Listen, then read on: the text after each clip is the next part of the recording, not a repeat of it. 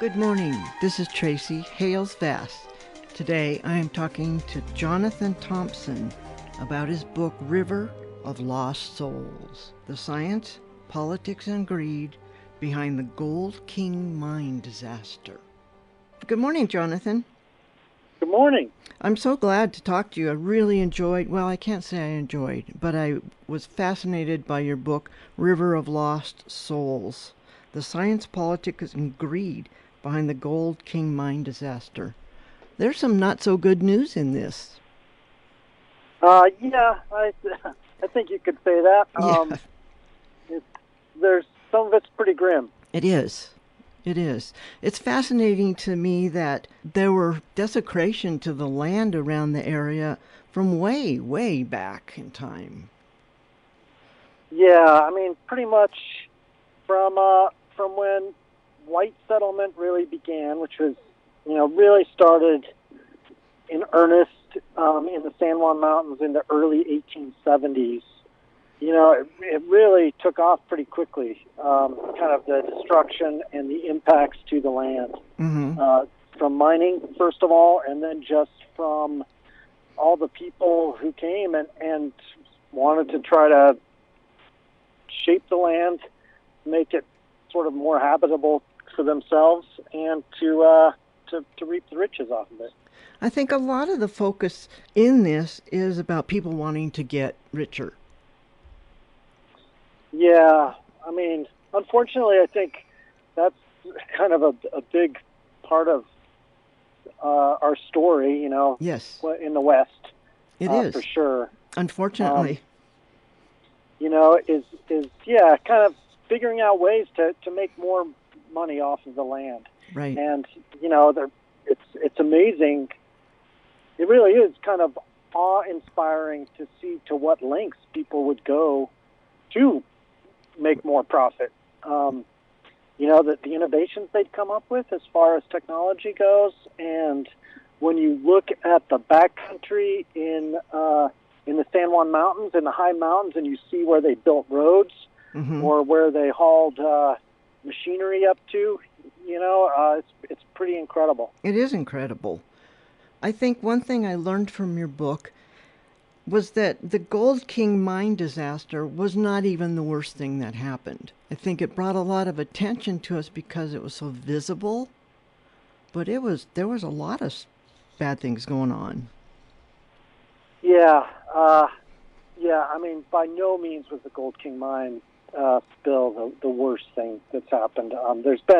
Over the years, there's been a lot of similar accidents that have occurred where tailings ponds in the mines were breached, or where in one case the mine burrowed up right underneath a lake and the lake burst through and drained like a big bathtub, spewing out into the river and dirtying the river for 100 miles downstream. Yes. But then there's also, long before that, the mining companies, for really between the 1870s and the 1930s, 40s, the mining companies were just dumping their tailings, which is their main form of pollution of an active mine, directly into the rivers. And so they kind of ran the color of kind of the Gold King spill, or some gray color or mustard color, pretty much every day. Wow. For many, many years, much to the dismay of the downstream farmers and, to a lesser extent, the municipalities that pulled drinking water out of that river. Right.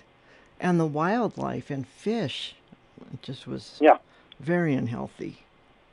Yeah, I mean, the Animas River here, where the Gold King mine spill was, you kind of have to assume that it was kind of whatever native fish were in it back in the 1860s, within, a few decades, they were all gone. Wow. And, but they started stocking fish as early as the 1880s in the Animas River. So there you kind of had this weird thing where then you've got these non-native fish coming in, and they also crowded out the native fish as well, whatever was left. And so you can't really tell. It's hard to tell what the kind of the baseline was. Right. nobody ever came in the 1860s and did a survey of what fish were in the river. Right. And so we don't really know how much damage it did as far as that goes. I found that fascinating, and even when it came up to try to clean up some of these mines, they didn't really know what they were looking at. Yeah, oh yeah. I mean, that's certainly true. That by the time they got to cleaning these things up in the 1980s and the 1990s, by that time the watershed had been so altered Mm-hmm. for so long that there was no way to really know what it would mean to go back to some kind of pre-mining state Right. as far as fish is concerned. So really, at the point what happens is that they have to approach it as we're just going to do the best we can, Right. and try to get it to that point. And I think there have been some surprises, some positive surprises, where they've been able to restore fish habitat and fish populations. That's good. That's good to hear some good news. Yeah. So, do you think there's hope for the area? Oh yeah, I certainly think there is hope. There's a lot going on now as far as cleaning up the mining mess.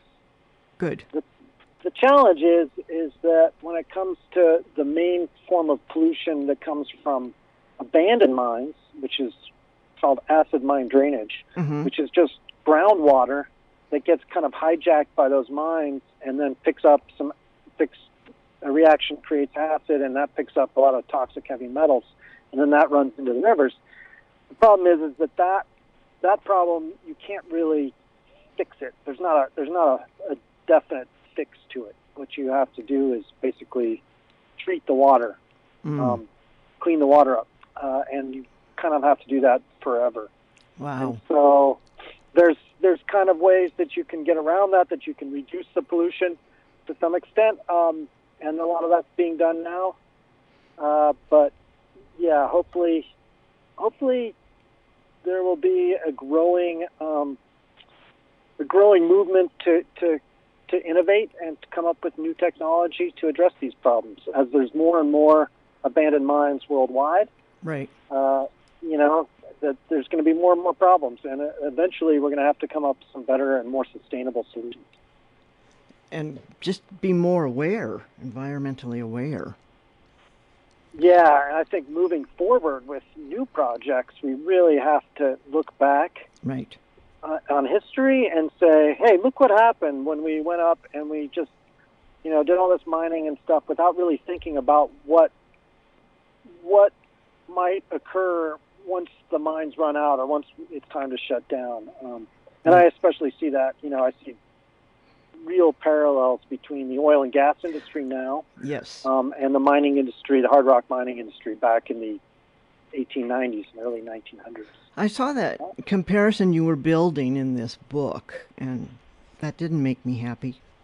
But it's true. We like our cars, right? Yeah, and I certainly drive a car. I certainly use natural gas and petroleum products. Mm-hmm. And I don't think it's very realistic to say, let's keep it all on the ground. Let's stop Right. drilling for oil and gas. Right. But I think it is realistic to say, hey, look what happened mining. Right. Let's try to avoid this by devoting some of our resources, which the oil and gas industry has very much in the way of resources, Yes. and innovative thinking, which they also Mm-hmm. have. They're very smart, and they figure out ways to get oil and gas out of places that doesn't seem possible. That's true. Devote a little bit of that, just 10% of that kind of energy towards coming up with ways to minimize the long-term impact. I think that would be great. Yeah, especially with methane leaks, for example. Right. That's very similar to the tailings dumping that was done in those mines. And it's similar also to acid mine drainage, I think. And there's a place where you could actually build an industry around stopping the methane leaks, and you could create employment, create jobs, new careers. So, I think if we just kind of shift the way we think a little bit, it could be a win-win situation. I agree. Oh, you talk about the methane hotspot that can be seen from outer space, that this area is just a hotspot for methane. Yeah. And you call it a sacrifice zone. What do you mean by that? Well, I mean, I guess I mean a couple different things, but one thing I mean, and this came up really early in when I was researching, you see it in the 1880s and 1890s, which is this idea that when it comes to trying to address some of these problems, like with mining pollution, Mm-hmm. the way often people would respond is, first of all, the mining companies would respond. They'd say, it costs too much to do that. And so if we had to do that, if we had to address these problems, it would force us to shut down the mines, and that would destroy the economy. Right. And so what some of the people at least who are downstream would say would be like, well, okay, I guess this river's already screwed up, so let's just go ahead and let them have it for the sake of the economy. Let's sacrifice this river for the sake of the economy. Mm-hmm. And that's something you saw in Durango with the Animas River. Right. Durango was very, very upset about the mining pollution Mm-hmm. in the 1890s, but then in the end, they decided just to give up the fight and get their drinking water from another drainage that's about 5 miles away, even further than that away, even though the Animas River runs directly through Durango. So that was a case where they said they kind of just gave the river up to the mining industry. Wow. Which, unfortunately, the farmers along the Animas who irrigated from the river couldn't do that.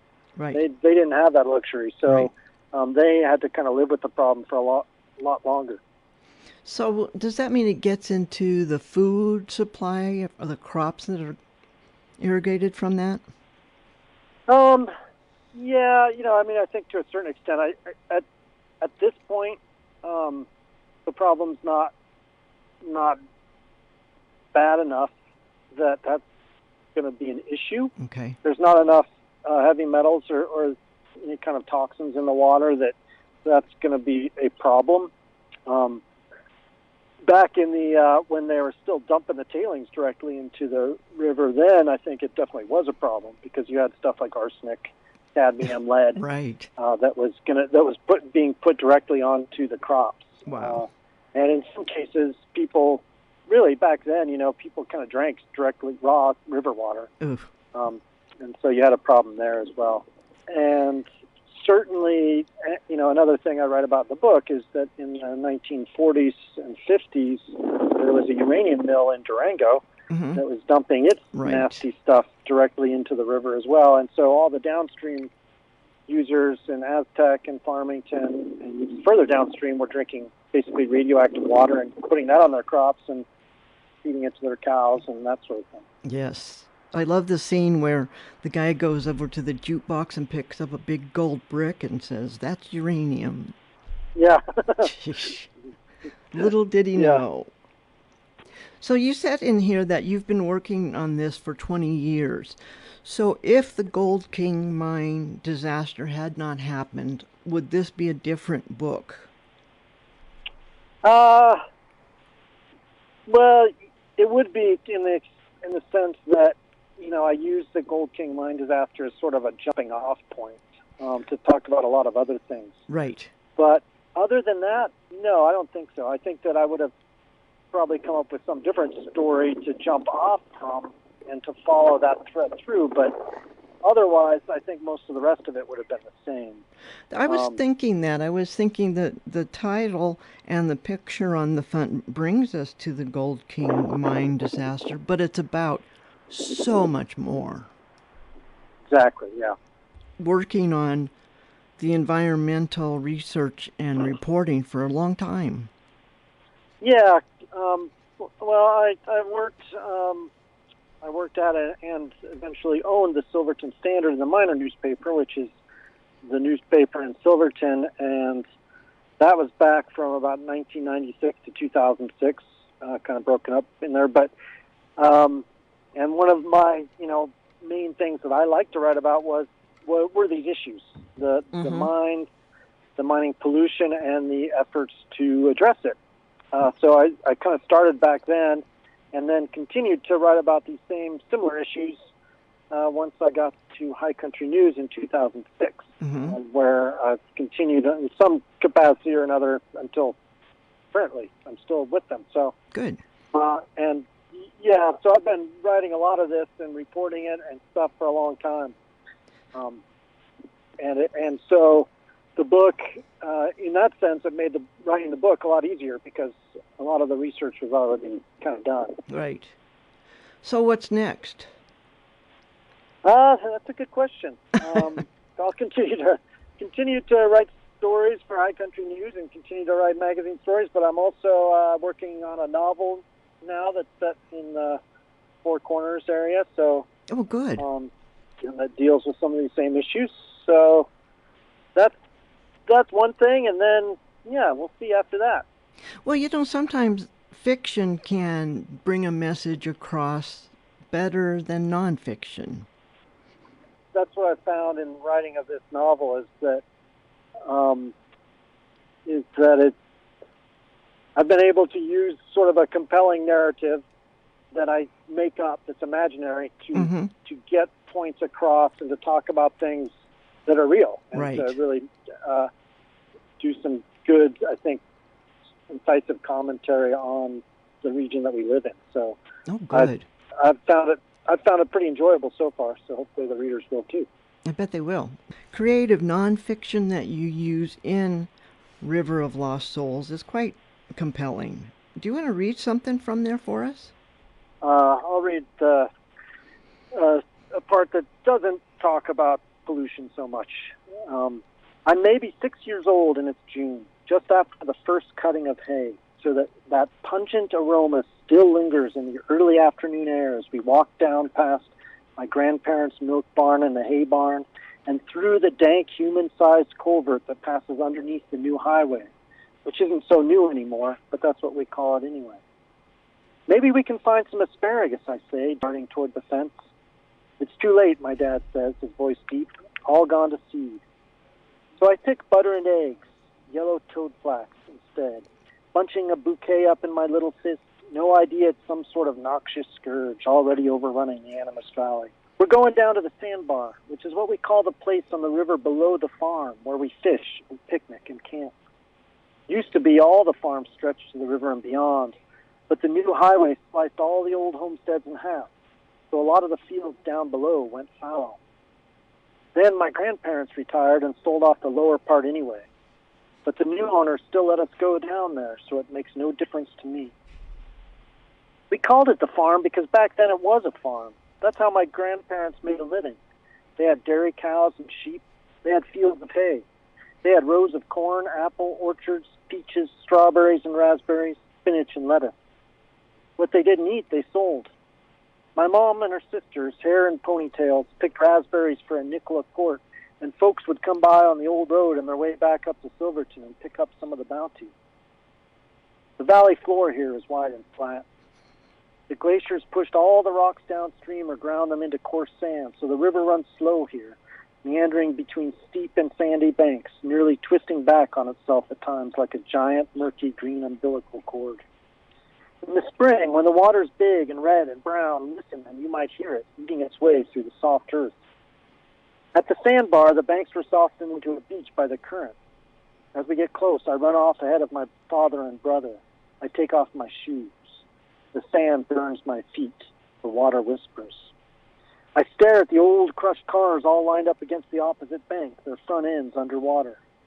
That was a drive-in theater, my tow-headed, freckle-nosed brother tells me again. And one day the bank collapsed and they all fell in the river and died. Maybe I believe him. Maybe I don't. But I do wonder what movie they were watching when it happened. Upstream from the sandbar, around the next corner, an ancient-looking rowboat sits half buried on a gravelly shore. Sometimes we try to get it out so we can float down the river on it, but it won't budge. An ancient box elder tree grows at the edge of the sand, its canopy so dense and low that we can crawl under there and sleep and stay dry, even in a downpour. Just downstream from the sandbar, polished and crooked cottonwood branches jut out from the murky, deep green, swirling water. Suckers and carp and brown trout so big you don't want to catch them lurk down there. The lost souls, the animas perdidas of the river's name, linger there too. And if you venture in, my grandmother says, the undertow will pull you down into the cold, deep, and dark, and you will join them. Sometimes my brother coaxes me into wandering over to that place, and to stand close enough to the edge to peer into the depths. Look hard enough, he says, and you'll see a big brown trout coming up for a meal. But when I dare to look in there, I see only darkness and my reflection gazing back, both curious and scared. That's great. That's great. I love the way that you put personal reflections throughout this, and it just shows your sincerity and how you care for the area. Yeah. I mean, I grew up here, and my family's from here, and has been here for a long time, and so it's always, I do care for the area and love the area, in spite of all the problems that have happened over the years. But it's certainly my home. So. That comes across. It makes the book really readable. Oh, good. Yeah, I enjoy. Well, like I said, I enjoyed it, but I also it woke me up to a lot of things that are going on. Some wonky stuff in there and some technical stuff, but hopefully I tried to make it relatable and clear as possible. It is very readable, and I think everybody should read it if they live in this area. You said that you had a lot of research that you had put into this, that you'd been accumulating, but how was the actual process of writing the book? How did that look like? There are sort of two different parts to it. One was kind of the main story, which is, I guess, the story of the Gold King spill, but really the story of the Gold King mine and mining in general. So that was one.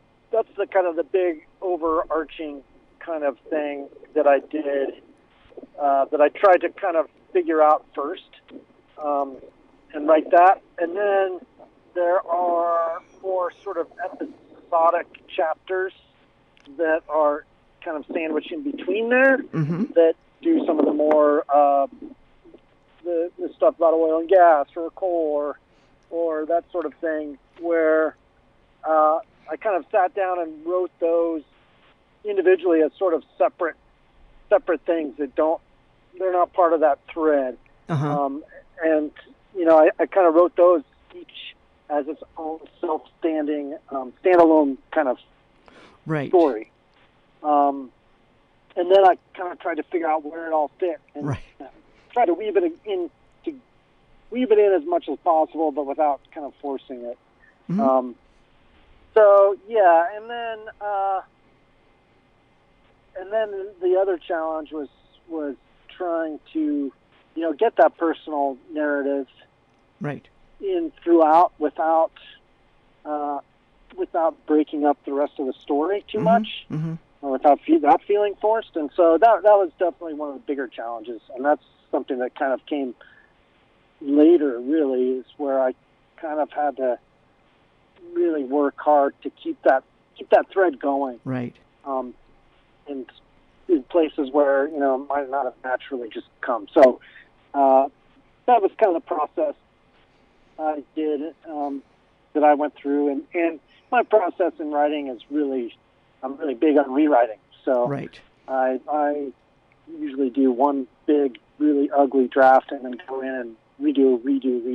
And so there's a lot of that. I hear that a lot. Writing is rewriting. Yeah. But I like the way the order works, and it does make, like I said, make it readable. So that's good. Yeah. Now, was it difficult to switch from a novel length nonfiction piece from the shorter pieces that you usually write? It actually wasn't as hard as I might have thought it would have been at all. part of the reason is because a lot of the shorter pieces that I write, the first draft is extremely long, much longer than, certainly not novel length, but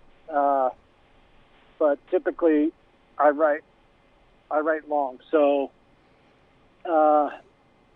it felt very liberating.